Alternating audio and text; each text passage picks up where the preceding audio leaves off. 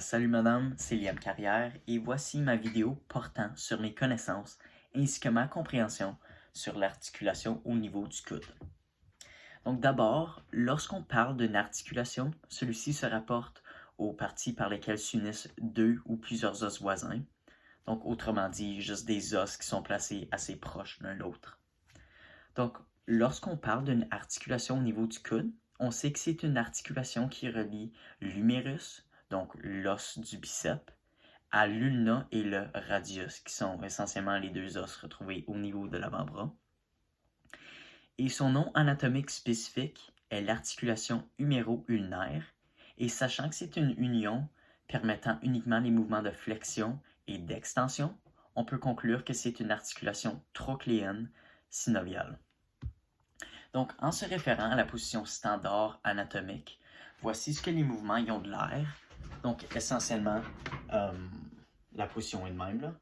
Et on retrouve le mouvement de la flexion, qui est essentiellement une contraction musculaire. Et à l'inverse, on a l'extension, qui augmente l'articulation au niveau des segments corporels. Alors, en se basant sur la position standard, on peut remarquer que ces mouvements se font sur le plan sagittal, qui est essentiellement le plan médian vertical, donc de même. Et c'est ça. Donc, ce plan-là, il comprend les actions qui sont performées vers l'avant et vers l'arrière uniquement. Et par conséquent, son axe de rotation est l'axe transversal, car c'est l'axe perpendiculaire au plan sagittal. Donc, en ce qui concerne la formation du coude, on retrouve les trois os que j'ai mentionnés plus tôt dans la vidéo. Donc, on a l'humérus, qui est retrouvé au niveau du bras. On a le radius au niveau de l'avant-bras, sur le côté du pouce, donc cet os ici. Et c'est ça, on a l'ulna de l'autre côté. Donc, ceux-ci sont tous des os longs, et donc ils sont reconnus pour leur largeur. Et en gros, ils servent à préserver des mouvements de flexion et d'extension au niveau du coude, tout en étant capable de soutenir du poids. Pour finir, on peut séparer les muscles utilisés au niveau du coude en trois parties. Nous avons les muscles de pronation et de supination.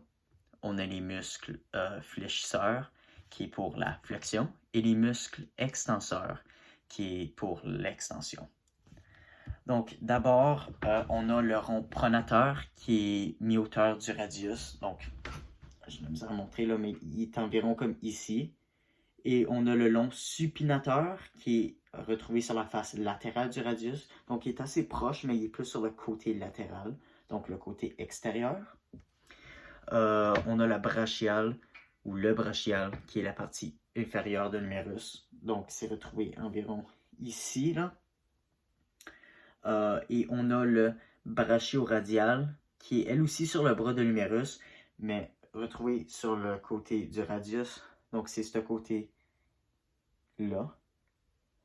Et pour finir, on a le triceps brachial qui contient essentiellement toutes les têtes du triceps. Et puis c'est situé sur la partie postérieure de l'humérus. Donc c'est vraiment à l'arrière.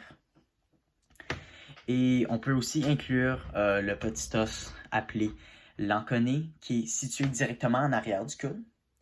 Puis, en gros, c'est un muscle synergiste, voulant dire qu'il aide à préciser l'extension du coude. Donc, ouais, je pense que c'est tout. Merci.